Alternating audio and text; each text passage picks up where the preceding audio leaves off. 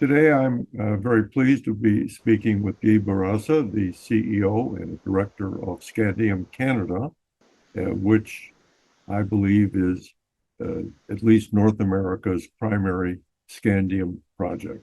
Good morning, Guy, and can you please describe for us what your project is and where you are in its development? Well, thank you, Jack, and thank you for hosting this interview. Our project is located in northeastern Quebec, in the Nunavik territory. It's about 200 kilometers northeast of Schefferville, where Tata Steel is exploiting an iron ore mine.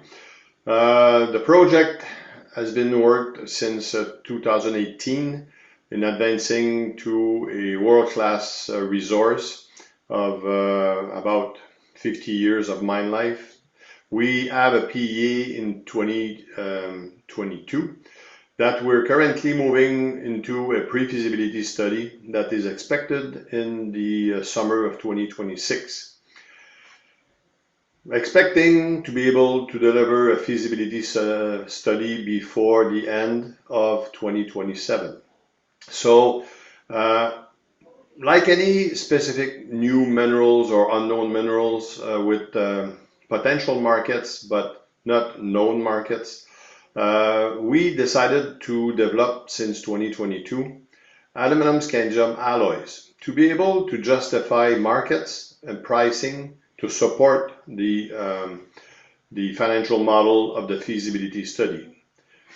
Fortunately, we were successful into the development of two alloys that led to filing of patents and also led to the putting in place a specific division that is aiming strictly to develop and accelerate potential commercialization of aluminum-scandium alloys. So that's a business in itself that would be way before the development of the mine as far as timing is concerned, and will just strengthen the interest of opening a large, very large mine of scandium. By the way, the only hard rock primary source of scandium known currently being developed in the world.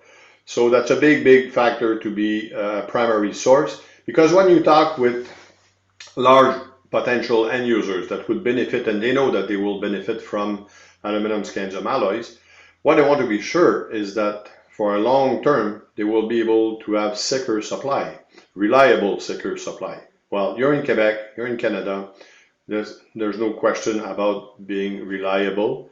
The question is long term and safe. If you are sourcing from a secondary source, you're at the mercy of another mineral that you don't control and that your producer does not control.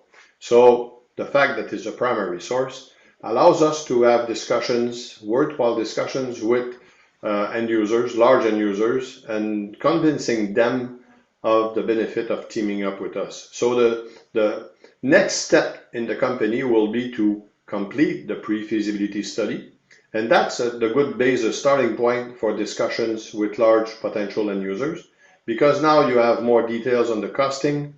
Capex is one thing, but costing of that material at the basis of the alloys is very important to them. So and there's no way you can do a offtake agreement that is credible and discussions with them without a pre-feasibility. So the big next step for us is the filing of a pre-feasibility study that will allow us to continue and entertain the discussions with the potential partners. Based on what you just said, I have to admit that's the best and most credible discussion of development of the Scandium project I've heard in my rather long life.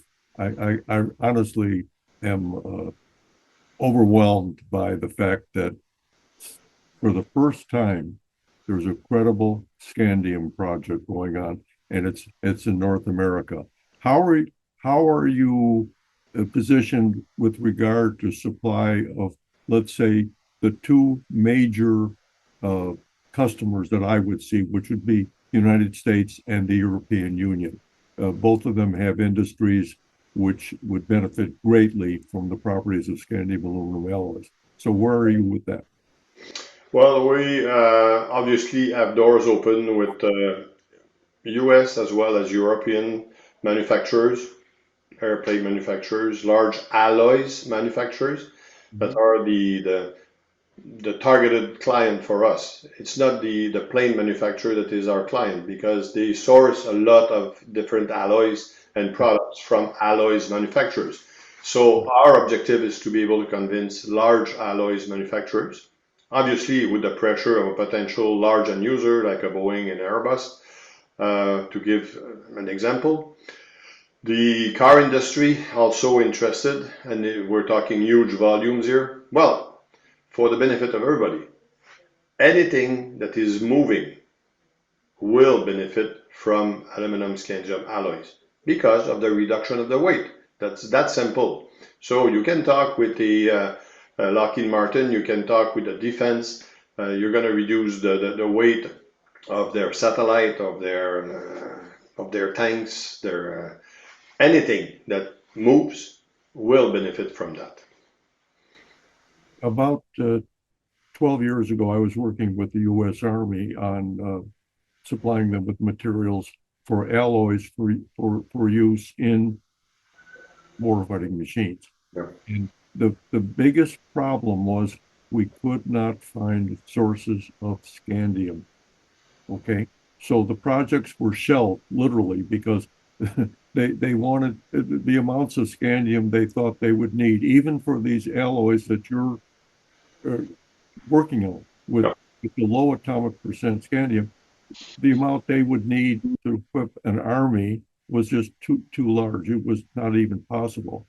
But I'm going to suspect that not only are you going to have interest by airframe manufacturers and alloy manufacturers, but by the militaries of the two uh, Atlantic powers, the North America and the European Union, both of which are powering up their militaries fiercely at the present time. So uh, I want to thank you for this update, and I have to tell you that I'm fascinated by your company, and I'm going to follow it very closely. Thank you. Thank you. It was our pleasure.